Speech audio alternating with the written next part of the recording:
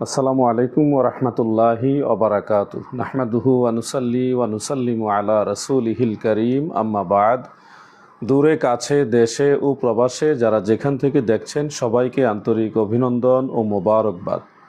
প্রিয় দর্শক শ্রোতা, আজকে লাইভে আসার মূল কারণ হলো মেসেঞ্জারে, হোয়াটসঅ্যাপে, মোবাইলে এবং বিভিন্নভাবে আমাদের অনেক ভাইয়েরা, বিভিন্ন ঘরানার ভাইয়েরা বিভিন্ন প্রশ্ন করে থাকেন। সব প্রশ্নের উত্তর মোবাইলে বা অনলাইনে দেওয়া সম্ভব হয় না, যার কারণে আজকে লাইভে সরাসরি আপনাদের সাথে ধর্মীয় এবং শিক্ষণীয় বিষয়ে প্রশ্নোত্তর পর্ব নিয়ে হাজির হলাম।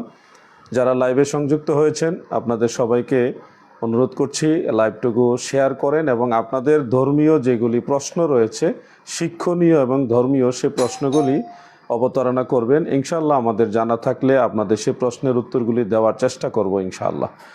ধর্ম এটা হলো মূলত নসিহত, আদ্দিনুন নসিহা, ধর্মটাই হলো নসিহত। ধর্ম সম্পর্কে জানতে হবে এবং বুঝতে হবে এবং মানতে হবে, এটাই হলো ধর্মের মূল শিক্ষা। কোনো বিষয় যদি না জানা থাকে, ফাসআলু আহলা যিকরি ইন কুনতুম লা তা'লামুন, আল্লাহ তাআলা বলেছেন তোমরা যদি না জানো তাহলে ওই ব্যাপারে জাননেওয়ালা যারা তাদেরকে জিজ্ঞাসা করো। আমরা সবাই যে কোনো ধর্মীয় ব্যাপারে না জানলে আরেকজনকে জিজ্ঞাসা করব, এটাই হলো ইসলামের শিক্ষা। এবং সে আলোকে ধর্মকে সহজ করে জানা, শেখা এবং মানা, এটাই হলো আমাদের মূল দায়িত্ব। বর্তমান প্রেক্ষাপটে বেশ কয়েকটা জিনিস নিয়ে ফিতনা এবং মতানৈক্য দেখা যাচ্ছে। এই বিষয়গুলো আমাদের উলামায়ে আহলে সুন্নাত যার যার অবস্থান থেকে সমাধান দেওয়ার চেষ্টা করছেন। আমরা সবসময় চাই মানুষের মধ্যে ফিতনা কমুক, মতানৈক্য কমুক, ঈমান এবং আমল এটা বৃদ্ধি পাক, এটা আমাদের সবসময় চাওয়া। তো আমাদের লাইভে ইতিমধ্যে অনেকেই সংযুক্ত হয়ে গেছেন, আমরা সবাইকে আন্তরিক ধন্যবাদ জানাচ্ছি। এমডি আশিকুর জামান তিনি লিখেছেন মাশাআল্লাহ আলহামদুলিল্লাহ। এমডি নিশাদ আহমেদ লিখেছেন আসসালামু আলাইকুম। ওয়ালাইকুম সালাম। আশিকুর জামান, খুবই মিস করছি প্রিয় শেখ, আমিও তোমাকে খুব মিস করছি। এমডি হাকিম হুসাইন লিখেছেন মাশাআল্লাহ। একটা প্রশ্ন এসেছে, জরুরি প্রশ্নটা, সেই প্রশ্নটা আমরা দেখব। সঠিক আলোর পথে একটা আইডি থেকে একটা প্রশ্ন এসেছে, আমরা প্রশ্নটাকে স্থির করে নিই।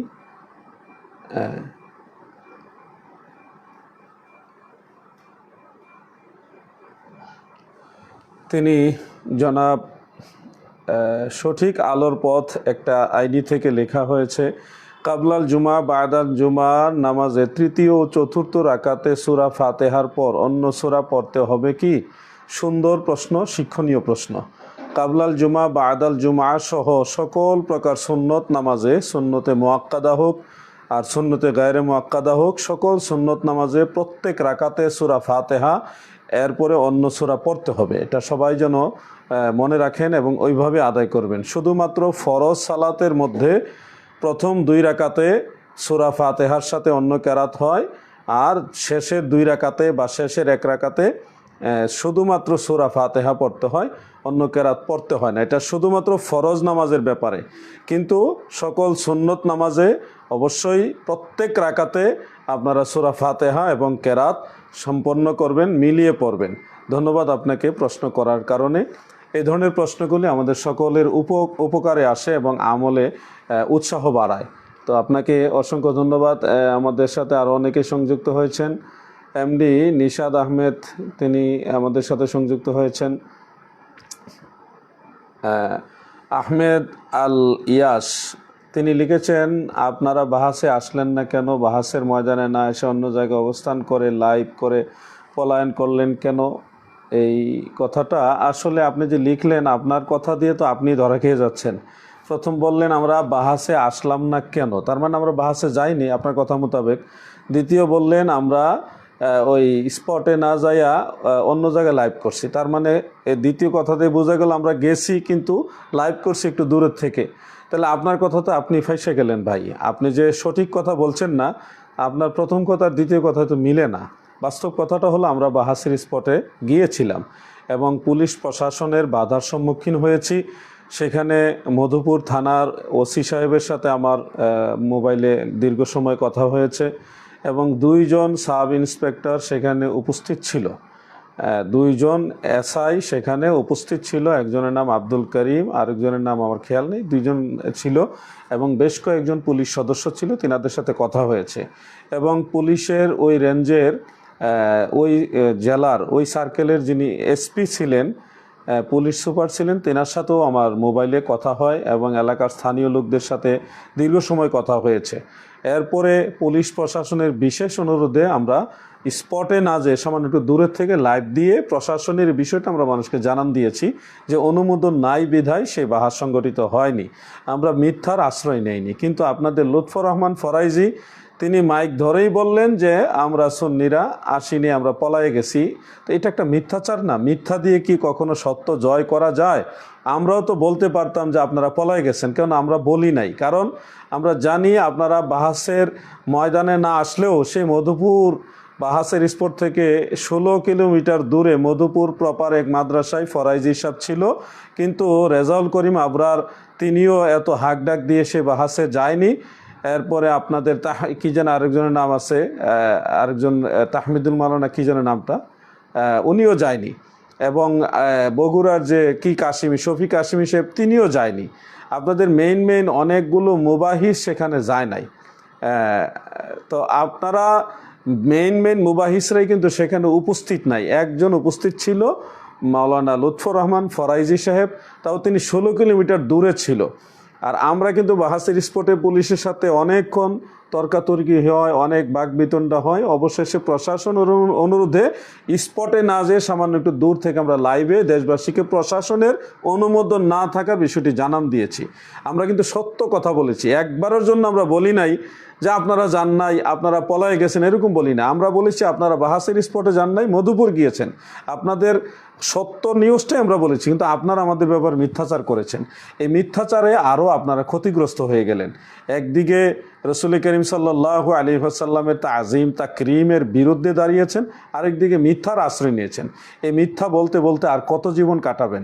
আপনাদের আহ্বান করছি আহলে সুন্নাতুল জামাতের পথে চলে আসেন। এইটা মদিনাওয়ালার পথ, এটা আহলে সুন্নাতুল জামাত, আল্লাহ এবং আল্লাহ রসুলের পথ, সমস্ত ইমামদের পথ। আপনারা নতুন করে কোনো দল বানিয়ে পথ বানিয়ে চলতে পারবেন না। পূর্বের ইমামরা যেদিকে ওইদিকে চলেন। চালাও মোদের সে পথে যে পথে তোমার প্রিয়জন গেছে চলি। সূরা ফাতিহার মধ্যে ইহদিনাস সিরাতাল মুস্তাকিম সিরাতাল্লাযীনা আন'আমতা আলাইহিম, এই আয়াতের আলোকে চলতে হলে আপনাকে মিলাদ কিয়ামের পথে আসতে হবে, সুন্নিয়তের পথে আসতে হবে। ভিন্ন পথে যাওয়ার কোনো সুযোগ নেই। ধন্যবাদ, আপনি লিখেছেন, তারপরও আপনাকে ধন্যবাদ জানাইলাম যে যাই হোক আপনার মাধ্যমে সবাই সত্য জিনিসটা জানলো। আমরা মিথ্যা কথা বলি না, মিথ্যার আশ্রয় নেইও না। এরপরে ওয়াহাবি থাকলে বেরিয়ে যান একটা আইডি, এই নামে তিনি লিখেছেন, আসসালামু আলাইকুম হুজুর, আমি ইন্ডিয়া মুর্শিদাবাদ থেকে বলছি। হুজুর, আমাদের নূর নবীজির জিসিম মুবারক মাটি ছিল কি? সুন্দর একটা প্রশ্ন। আমি আপনাকে প্রথমেই ধন্যবাদ জানাই প্রশ্ন অবতারণা করার জন্যে। মনে রাখবেন, রসুল করিম সাল্লাল্লাহু আলাইহি ওয়াসাল্লামের আপাদমস্তক নূর ছিল। তিনি নূরের বাসার ছিলেন, নূরের তৈরি বাসার ছিলেন। নবীজির বাসারিয়াতটা আমাদের কারো মতো না, তিনি বেমেসাল বেনজির বাসার। গোটা মাখলুকাতের মধ্যে, কুল কায়নাতের মধ্যে আমার দয়াল নবীজির মতো বাসার আর কেউ নেই। তিনি অতুলনীয়, সব ব্যাপারে তিনি বেমেসাল বেনজির। রসুল করিম সাল্লাল্লাহু আলাইহি ওয়াসাল্লামের আপাদমস্তক নূর ছিল। এই ব্যাপারে আহলে সুন্নাত ওয়াল জামাতের প্রায় সমস্ত আইমাই কেরামি স্পষ্ট বক্তব্য দিয়েছেন। উল্লেখযোগ্য আমি কয়েকজনের নাম বলি। হাফেজুল হাদিস ইমাম সাখাবি রহমতুল্লাহ আলাইহে, ইমাম কাজী ইয়াজ রহমতুল্লাহ আলাই, ইমাম শিহাবুদ্দিন কাস্তালানি রহমতুল্লাহ আলাই, ইমাম আব্দুল বাকি জুরকানি রহমতুল্লাহ আলাই, ইমাম মুল্লা আলী কারি রহমতুল্লাহ আলাই, ইমাম জালালউদ্দিন সুয়ুতি রহমতুল্লাহ আলাইহে, এইভাবে আরও অনেকের নাম আমি বলতে পারবো। সমস্ত আইমাই আহলে সুন্নাত তিনারা সবাই উল্লেখ করেছেন যে লাম ইয়াকুন ইউরালাহু জিল্লুন ফি শামসিন ওয়ালা কামার, আমার দয়াল নবীজির জেসেম মুবারকের ছায়া আসমানের চন্দ্র সূর্যের আলোতে পড়তো না। লিআন্নাহু কানা নূরান, কেননা আমার নবীজি ছিল নূর। অর্থাৎ নবীজির জেসেম মুবারক আপাদমস্তক পুরোটাই ছিল নূর, বেমেসাল নূর। আমার নবীজির নূর আর ফেরেশতাদের নূর কিন্তু এক না। আমার নবী হলো আজিমুন ওয়াহুয়া নূরুল আনওয়ার, সমস্ত নূরেরও নূর হলো মদিনাওয়ালা। এই নূরানিয়াতের কারণেই পৃথিবীতে সূর্য বা চন্দ্রের আলোতে বা কোনো আলোর কারণে নবীজির জেসম মোবারকের ছায়া পড়েনি। দেওবন্দের বিখ্যাত মুহাদ্দিস রশিদ আহমদ গাঙ্গুহি সাহেব তিনি এমদাদুস সুলুকের মধ্যে কিন্তু এই কথাটাই লিখেছেন। এমনকি চরমোনাইয়ের মাওলানা ইসাক সাহেব তিনিও তিনার একাধিক গ্রন্থের মধ্যে এই একই কথা লিখেছেন। আশরাফ আলী থানবী সাহেব তিনার প্রায় কয়েকটা কিতাবের মধ্যে এটা লিখেছেন নসরুদ্দীপ সহ, যে আল্লাহর হাবিবের আপাত মস্তক ছিল নূর। এটা দেওবন্দি আলেমদেরও আকিদা, আমাদেরও আকিদা, এটা গোটা দুনিয়ার সমস্ত আইম্মায়ে আহলে সুন্নাতের আকিদা। আমার নবীজির গোটা জেসেম মুবারকের মধ্যে কোনো ধরনের মাটির সম্পর্ক ছিল না। মাটির মানুষ একমাত্র বাবা আদম আলাইহিস সালাম।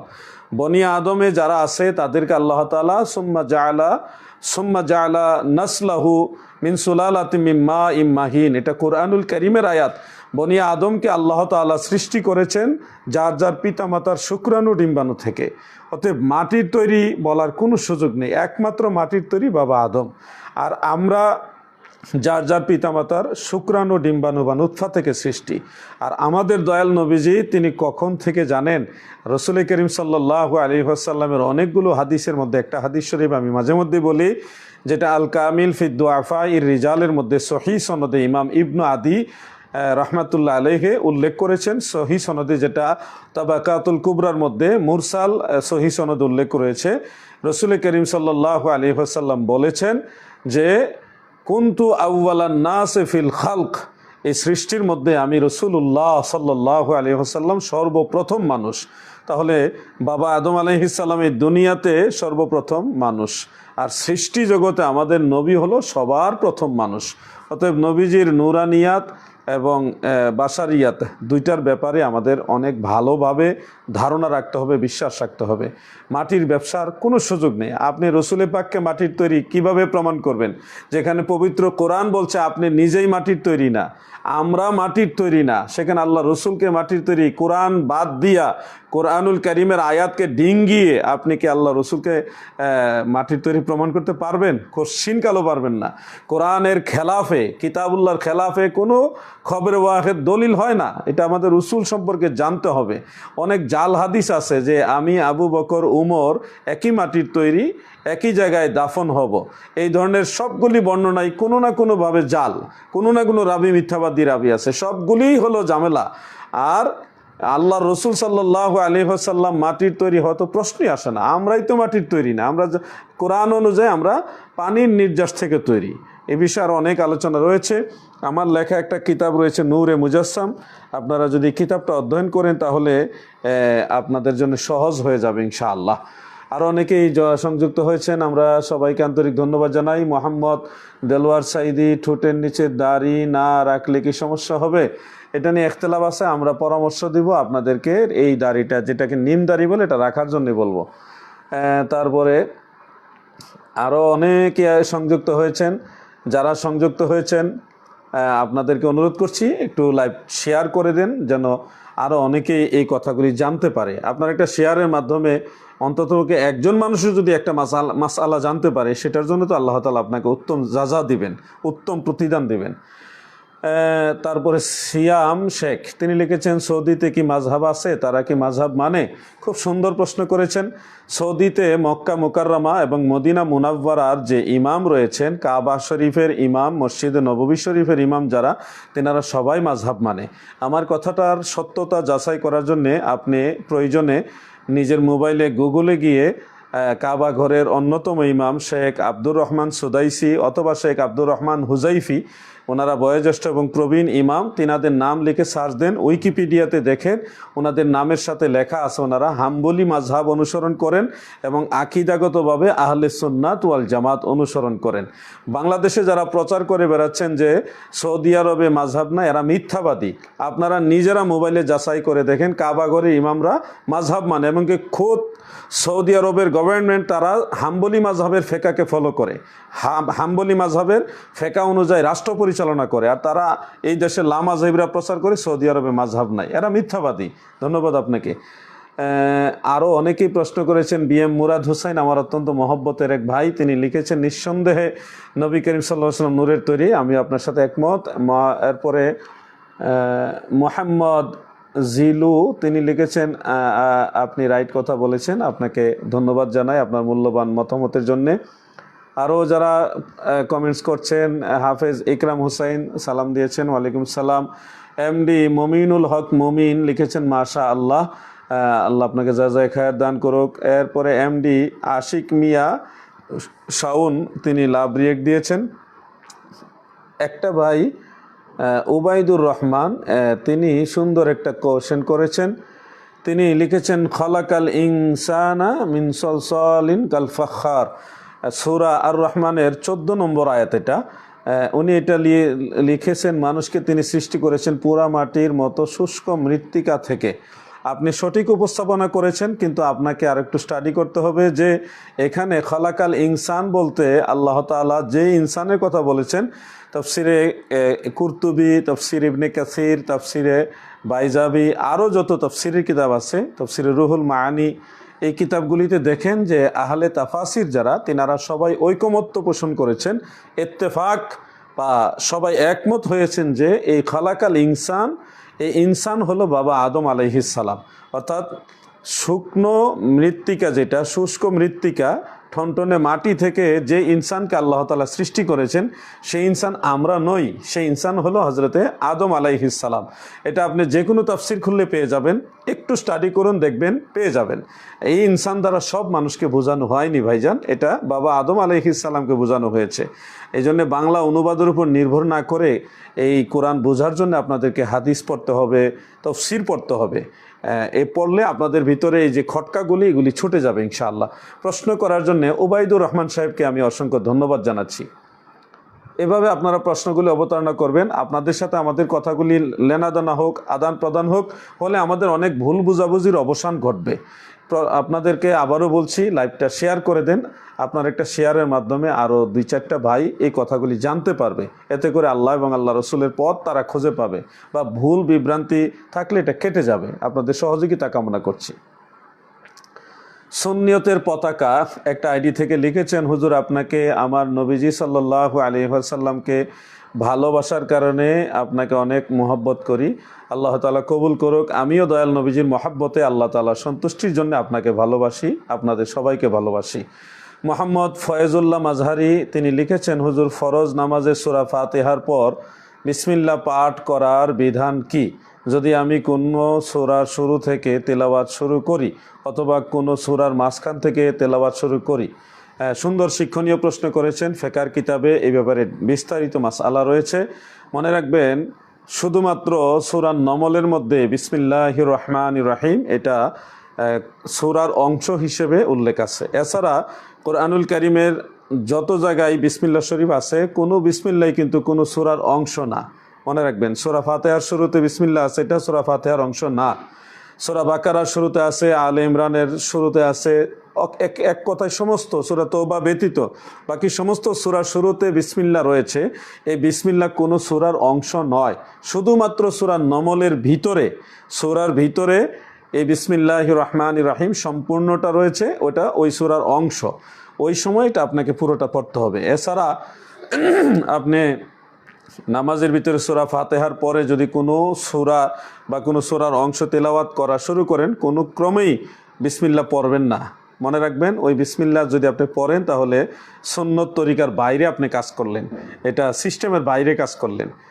সূরা ফাতিহার শুরুতে প্রথম রাকাতে, প্রত্যেক নামাজের প্রথম রাকাতে সূরা ফাতিহা শুরু করার পূর্বে তাউজ এবং তাসমিয়া, মানে আউযুবিল্লাহ বিসমিল্লাহ, এটা আপনি পড়ে তারপরে সূরা ফাতিহা পড়তে পারবেন, কিন্তু সব রাকাতে না, শুধুমাত্র প্রথম রাকাতে।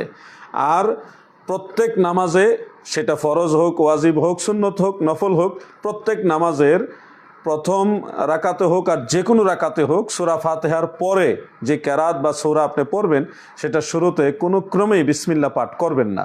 এটাই চূড়ান্ত রায়। আল্লাহ তাআলা আমাদেরকে বোঝার মতো তৌফিক দেন, আমিন। ধন্যবাদ আপনাকে প্রশ্ন অবতারণা করার জন্য। এই প্রশ্নগুলির কারণে বা মাধ্যমে আরও অনেকগুলো ভাই এবং বোন ইনারা সঠিক মাসালাগুলি শিখতে পারবে। আরও নতুন অনেকে প্রশ্ন করেছেন, আমরা যেটা সামনে আসতেছে সেটা নেওয়ার চেষ্টা করছি। এক ভাই লিখেছেন, সম্ভবত উনি একজন লিখেছেন এ চৌধুরী আনসার, তিনি লিখেছেন সমাধানের জন্য সিরাজনগর দরবারে কবে যাবেন হুজুর? সমাধানের জন্যে বলতে আমরা আলোচনা করার জন্যে সিরাজনগর যাব, ব্যস্ততা রয়েছে। আমরা সবাই কর্মঠ, সবাই যার যার অবস্থানে ব্যস্ত।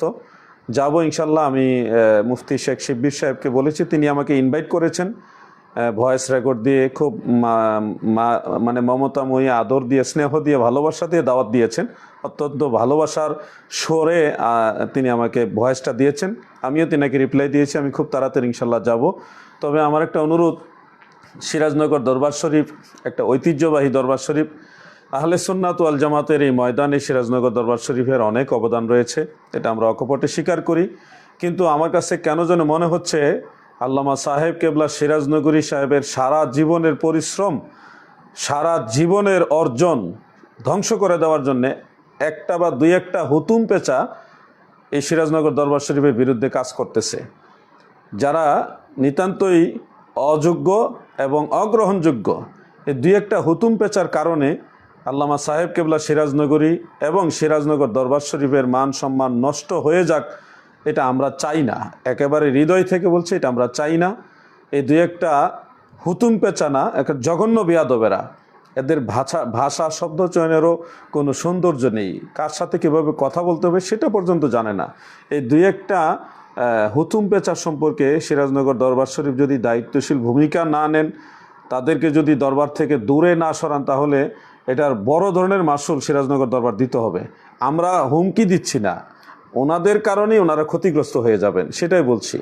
এই দুই একটা লোক, দুই একটা বেয়াদবের কারণে এত বড় একটা দরবার তারা নিজেরা ক্ষতিগ্রস্ত হচ্ছে, এটা কিন্তু আমরাও অন্তর থেকে কষ্ট পাচ্ছি। সব কথা তো আর সিরাজনগরী সাহেব বলে না, মুফতি শেখ শিব্বির সাহেব বলেন না। হ্যাঁ, এই যে আশেপাশে দুই একটা কম বখত বেয়াদব, আমি এভাবেই বললাম, আপনারা বেয়াদবি নেবেন না, আমি এবার বলার জন্য আন্তরিকভাবে দুঃখিত। এই দুই একটা কম বখত বেয়াদবের কারণে এত বড় একটা দরবার আজকে প্রশ্নবিদ্ধ।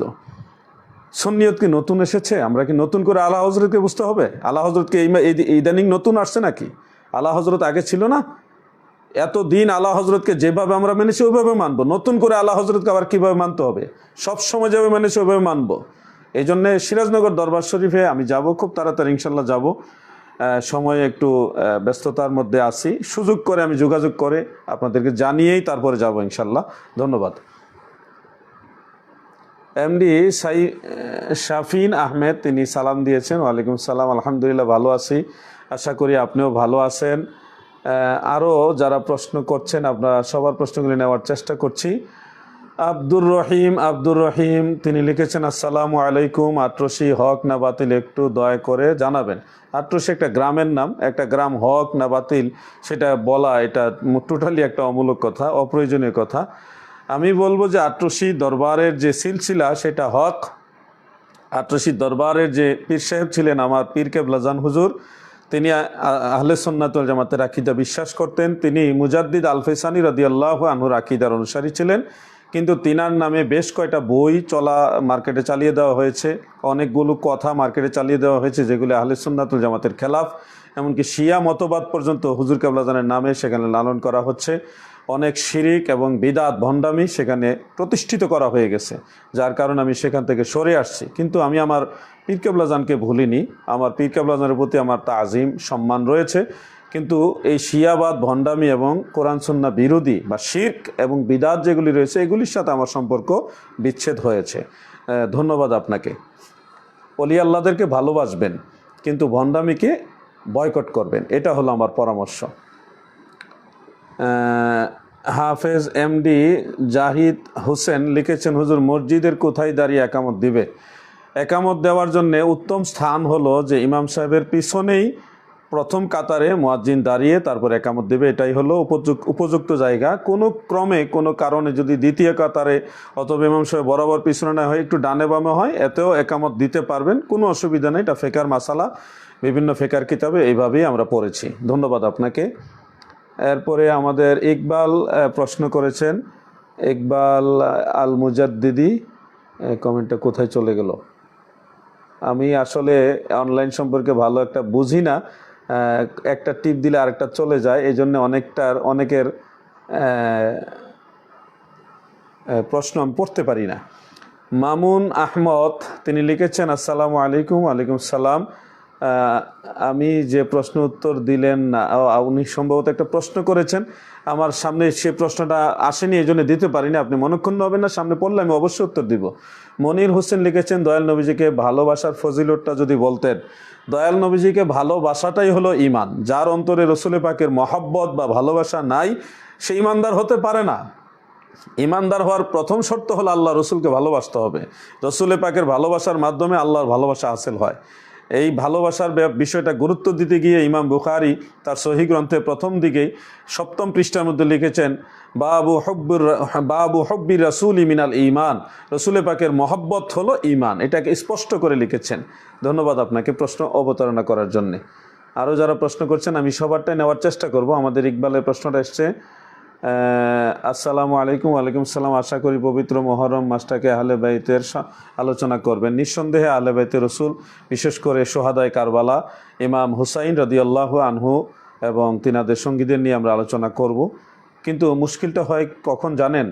আমরা তো চাই না কখনো কোনো বিষয় নিয়ে বিতর্ক হোক বা বিতর্কে জড়াই, এটা আমরা কখনই চাই না।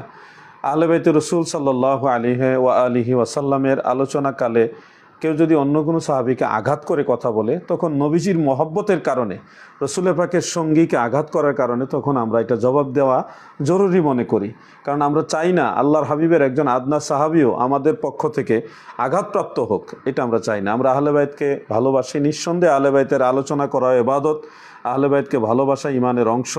আহলে বাইতকে অনুসরণ করতে হবে। আহলে বাইতে রসুল তিনারা সাফিনাতুন নূহ, নূহের কিস্তি, এতে কোনো সন্দেহ নেই। কিন্তু আমার একটা অনুরোধ পাশাপাশি থাকবে, যারাই এই মাহে মুহররম শরীফে আহলে বাইতে রসুল বা সোহাদায়ে কারবালাকে স্মরণ করবেন, আপনারা আহলে বাইতকে নিয়ে আলোচনা করবেন, তিনাদের ফজিলত বয়ান করবেন, তিনাদের মহব্বতের কথা বলবেন, কিন্তু কোনো ক্রমে অন্য কোনো সাহাবীকে আঘাত করে কথা বলবেন না। হ্যাঁ, প্রাণ ভরে ইয়াজিদের বিরুদ্ধে কথা বলেন। ইয়াজিদ নিঃসন্দেহে বেঈমান এবং জাহান্নামী, সে মালউন, সে কাফের, সব ঠিক আছে, ইয়াজিদের ব্যাপারে আপনারা বলুন। কিন্তু অন্য কোনো সাহাবী, একেবারে হোক সেটা আদনা দরজার সাহাবী, কোনো সাহাবীকে আঘাত করবেন না, এটা আমাদের অনুরোধ। তাহলে দেখবেন আহলে সুন্নাত ওয়াল জামাতের ময়দানটা সুন্দর হয়ে যাবে। আল্লাহ তাআলা ফুলে ফলে আল্লাহ রহমত দ্বারা ভরপুর করে দেবে ইনশাআল্লাহ। আমাদের আরও ভাই অনেকে প্রশ্ন করেছেন। নুরুজ্জামান মিয়া একটা আইডি থেকে লিখেছেন, হুজুর আমাদের মসজিদে ইমাম মিলাদ কিয়াম পড়ে না, তার পিছনে নামাজ হবে কি? আসলে মিলাদ কিয়াম মুস্তাহাব, মুস্তাহসান বিষয়, এটা কেউ না পড়লে তার ঈমান যাবে না। এর না পড়ার পিছনে আপনি যদি দেখেন তার আকীদার মধ্যে গলত আছে, আকীদার মধ্যে আহলে সুন্নাতুল জামাতের খেলাফ কিছু আছে, তাহলে তার পিছনে ইক্তেদা করবেন না। আর যদি আকীদা ঠিক আছে কিন্তু মিলাদ পড়ে না, কিন্তু মিলাদ শরীফের অস্তিত্ব অস্বীকার করে না, সেক্ষেত্রে তার পিছনে নামাজ পড়তে পারবেন, অসুবিধা নেই। নাজিম উদ্দিন লিখেছেন, হুজুর তাহিরি সাহেব কিভাবে জিকির করে এ বিষয়ে কিছু বলতেন। আমি ভারত থেকে বলছি, জিকির না কিছু ফাজলামি। ঠিক আছে, আপনি প্রশ্ন করেছেন এর জন্য ধন্যবাদ। তাহিরি সাহেব অনেক জায়গায় ভালো জিকির করেছে, সেটা আমি দেখেছি। কিছু কিছু জায়গায় দেখেছি ওনার একটা অবহেলা রয়েছে। কিছু বাউল গান উনি উপস্থাপন করেন, সেই গানের তালে তালে কিছু বিকৃত জিকির হয়, সেটা আবার তাহিরি সাহেব অনেক জায়গায় প্রতিবাদও করেছেন, দেখেছি।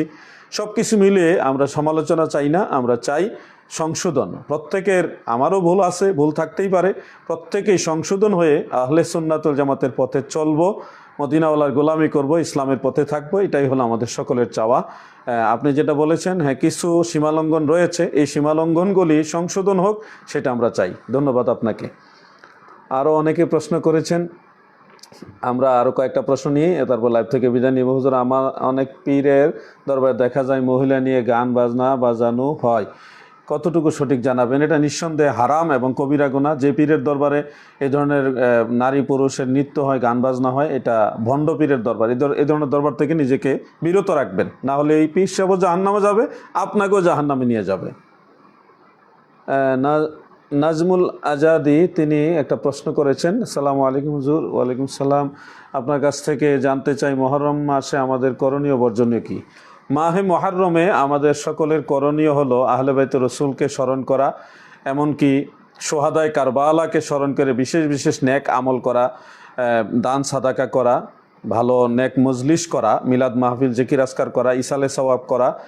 বিশেষ করে মাহে মুহররমে 2টা রোজা রাখা হলো রসুল করিম সাল্লাল্লাহু আলাইহি ওয়াসাল্লামের সুন্নাহ। সেই দুইটা রোজা হলো 9 তারিখ এবং 10 তারিখ, মুহররমের 9 তারিখ এবং 10 তারিখ। এই দুইটা রোজা আপনারা রাখবেন, এটা সুন্নতে রসুল, আল্লাহর হাবিব রাখতেন। এইটা বিশেষ আমল, এটা অবশ্যই করবেন। আবার অনেকে 1 তারিখ থেকে 10 তারিখ পুরোটাই রোজা রাখেন, সেটাও রাখতে পারেন, কোনো নিষেধ নেই, আপনাদের জন্য উৎসাহ রয়েছে। এই আমলগুলি করবেন, আশা করি আল্লাহ তাআলা এবং দয়াল নবীর রাসূল আল্লাহ তাআলার খাস দয়া আপনাদের উপর নাজিল হবে ইনশাআল্লাহ। জুবাইর আহমেদ লিখেছেন মাহফিলের জন্য অনেক টাকা চায়, এটা কি হবে? ইন্নাল্লাহা লা ইউহিব্বুল মুতাদিন, সীমা লঙ্ঘনকারীকে আল্লাহ তাআলা পছন্দ করেন না। আলেম ওলামাদেরকে সম্মান করবেন, কিন্তু সেই সম্মানটা যদি সীমা লঙ্ঘন হয়, সীমা অতিরিক্ত হয়, তাহলে এটা কখনই জায়েজ হবে না। ধন্যবাদ আপনাকে। হুজুর, বিয়েতে হলুদ অনুষ্ঠান করা কি? বিয়েতে হলুদ অনুষ্ঠান বলতে এমনিতে হলুদ মিশ্রিত পানিতে গোসল করা, এটা কোনো আইব না, এটা করতেই পারে। তবে সেখানে যদি নারী পুরুষের নৃত্য হয়, বক্স দিয়ে বিভিন্ন ধরনের শরীয়ত বিরোধী গান বাজনা হয়, এটা হারাম এবং কবিরা গুনাহ, এটা বিদআতে মুহাররামা, এটা কবিরা গুনাহ হবে, একেবারে বড় ধরনের গুনাহ হবে। ফরজ নামাজে বেনা করে কিভাবে? আপনার প্রশ্নটা ক্লিয়ার করুন। ফরজ নামাজের বেনা করে কিভাবে, প্রশ্নটা আরেকটু স্পষ্ট করুন, আপনার কথাটা বুঝতে পারিনি। এরপরে দিলনুর আলম সাইফুল, আসসালামু আলাইকুম। ওয়ালাইকুম আসসালাম। দায়মি সালাত কি এবং এই সালাত কিভাবে পড়তে হয়? আসলে দায়মি সালাত বলতে একটা সালাতের প্রচলন আমাদের তথাকথিত তরিকতপন্থী যারা, তাদের মধ্যে রয়েছে, বা তাসাউফপন্থীদের মাঝে রয়েছে। অরিজিনালি কোরআন সুন্নাহর নির্যাসের মূল কথা, দায়মি সালাত হলো একনিষ্ঠ মনে হুজুরি কালবে যে নামাজটা নিয়মিত করা হয় খুশু খুজু নিয়ে, ওই নামাজটাকে বলা হয় দায়মি নামাজ। নামাজে দাঁড়িয়ে আপনি কিছুক্ষণ দাড়ি চুলকাইলেন, কিছুক্ষণ এখানে চুলকাইলেন, কখন মোবাইলে ফোন আসলে এটা ঠিক করলেন, আবার দেখা গেছে এক হাত ছাইড়া দিলেন, একটু অতিরিক্ত নড়াচড়া করলেন, এই ধরনের নামাজকে দায়মি নামাজ বলে না। পানি 3 প্রকার, মনে রাখবেন, পানি 3 প্রকার। একটা হলো মায়ে দাম, যেটা আবদ্ধ পানি, ধীরস্থির এক জায়গা আবদ্ধ থাকে, ওটাকে বলা হয় মায়ে দাম। এই দাম মানে আবদ্ধ, স্থির হওয়া। তো এই জন্য কুরআনুল কারিমে যে দায়মি সালাতের কথা বলা হয়েছে, এটা হলো ধীরস্থিরভাবে যারা নামাজ পড়ে একনিষ্ঠ মনে হুজুরি কালবে, ওই নামাজটাই হলো দায়মি নামাজ। এ ব্যাপারে আমার আলোচনা রয়েছে, দলিল ভিত্তিক ডকুমেন্টারি, কোরআনের আয়াত সহকারে, হাদিসের আবারত সহকারে, আপনারা ইউটিউব থেকে দেখে নেবেন ইনশাল্লাহ। আমি সংক্ষেপে আপনার উত্তরটা দিলাম। হুজুর, আপনাকে ফুলতলি দরবারে আসার অনুরোধ করছি। নিঃসন্দেহে আমি ফুলতলি সাহেব কেবলার কাছে যাব, আগেও গিয়েছি, আবার যাব খুব তাড়াতাড়ি। এমনিতে আমার মনটা খুব আনচান করতেছে, কখন আমি ফুলতলি সাহেব বাড়িতে যাব। খুব তাড়াতাড়ি যাব ইনশাআল্লাহ, আমি খুব তাড়াতাড়ি ইনশাআল্লাহ যাব। ধন্যবাদ আপনাকে। তারপরে মুসাফির খান সালাম দিয়েছেন, ওয়ালাইকুম সালাম। কলম সৈনিক ইলিয়াস বেলভুজ, ফরজ নামাজে বেনা করে কিভাবে, অর্থাৎ নামাজের মাঝখানে যদি অজু চলে যায় তাহলে কি করবে? তিনি কি ইমাম নাকি মুক্তাদি, এটাও আমার জানতে হবে। তবে মুক্তাদি ধরে নিয়ে আমি মাসালাটা বলি, যার অজু ভেঙে যাবে তিনি ওই অবস্থায় তিনি নামাজ ছেড়ে দিবেন এবং মুসল্লিদের সামনে দিয়ে হেঁটে পিছন দিকে চলে যাবেন। মানে কাতারের সামনে যে গ্যাপ থাকে, এই যে গ্যাপ জায়গা দিয়ে এক পাশে যেয়ে তারপরে পিছন দিয়ে অজু করে পবিত্রতা হাসিল করে আবার তিনি জামাতে শরিক হবেন, এটাই হলো পদ্ধতি। ধন্যবাদ আপনাকে। আসসালামু আলাইকুম হুজুর, আকাইদে ইমাম কয়জন? কেউ বলে 3 জন। আকাইদে আহলে সুন্নাত ওয়াল জামাতের ইমাম মূলত একজনই, ইমাম আবুল মনসুর মাতুরিদি রহমাতুল্লাহ আলাই, এবং তিনার পরবর্তীতে বা তিনার সাথে আরেকজনের ইয়ে রয়েছে, ইমাম আবুল হাসান আশআরি রহমাতুল্লাহ আলাই। দুইজনই আমাদের আকিদার ইমাম, আকিদার মূল ইমাম ওনারা 2 জন। আবার অনেকে পরবর্তীতে আকিদার খেদমত করেছেন, যেমন ইমাম আবু হানিফা রহমাতুল্লাহ আলাইহে, তিনিও আমাদের আকিদার একজন ইমাম। ইমাম আবু জাফর তাহাবি রহমতুল্লাহ, তিনিও আমাদের আকিদার একজন ইমাম, কারণ ওনাদের আকিদার কিতাব আমরা পড়েছি। অরিজিনালি ইমাম আবুল মনসুর আল মাতুরিদি রহমতুল্লাহ আলাই, তিনি হলেন আকিদা আহলে সুন্নাতের ইমাম, এবং দ্বিতীয়ত ইমাম আবুল হাসান আশআরি রহমতুল্লাহ আলাই। এই 2 জনকে আহলে সুন্নাত ওয়াল জামাতের আকিদার ইমাম বলা হয়। ধন্যবাদ। এমডি জাকির হুসাইন, তিনি লিখেছেন, সালাম দিয়েছেন, ওইটা তো উত্তর দিলাম। এখন এমডি আলম, তিনিও আমাদের সাথে সংযুক্ত হয়েছেন। প্রিয় নবীজিকে মাটির তৈরি না নূরের তৈরি নিয়ে আমি আলোচনা করেছি শুরুর দিকে, আশা করি লাইভটা দেখবেন। অনেকে দেখি মহরম আসলে নাচানাচি ফালাফালি করে, কতটুকু সঠিক না, সীমা লঙ্ঘন করা যাবে না। এই যে ঘোড়া বানানো, এরপরে কি আরও কি করে, এই ধরনের কাজ থেকে বিরত থাকবেন। আহলে বাইতের স্মরণে একটা মাহফিল করেন, পাঞ্জাতনের স্মরণে একটা ছোট মাহফিল করেন, জিকিরের মাহফিল করেন, একটা দোয়ার মাহফিল করেন, একটা তাবারকের আয়োজন করেন, একটা সিন্নির আয়োজন করেন, যে কোনো একটা ভালো কাজ করেন। কাজের খবর না আকাশ লয়ে ব্যস্ত থাকলে হবে না। রাজারবাগ দরবার শরীফে আমি আগেও গিয়েছি, ইনশাল্লাহ ভবিষ্যতে যাব, নিয়ত আছে ইনশাল্লাহ যাব। এমডি সোহেল রানা সরকার, বেদাত করলে নাকি কাউসার পানি পাবে না, তাহলে কি মিলাদ করা বেদাত কি না জানতে চাই। হ্যাঁ, সুন্দর প্রশ্ন করেছেন। মনে রাখবেন, সাহাবাই কারামের জমানা থেকে আমরা এই অদ্যবধি জেনেছি, হাদিসের আলোকে, সহি হাদিসের আলোকে আমরা জেনেছি বিদাত হলো দুই প্রকার। একটা হলো বিদাত ফিল এতেকাদ, আর একটা হলো বিদাত ফিল আমল। আকিদার মধ্যে বিদাত, যেমন খারিজিদের আকিদার মধ্যে নতুনত্ব ঢুকেছে, কাদিয়ানীদের আকিদার মধ্যে সমস্যা হয়েছে, এরা হলো অরিজিনাল বিদাতি। যাদের আকিদার মধ্যে সমস্যা হয়েছে এরা হলো অরিজিনাল বিদাতি। এরা আল্লাহর হাবিবের শাফাআতও পাবে না, হাউজে কাউসারের পানীয় পান করতে পারবে না। দ্বিতীয়ত, বিদাত ফিল আমলের দুই ভাগ রয়েছে, একটা হলো বিদাতে লাগবি আর একটা বিদাতে শরঈ, মানে বিদাতে হাসানা, বিদাতে সাইয়্যা।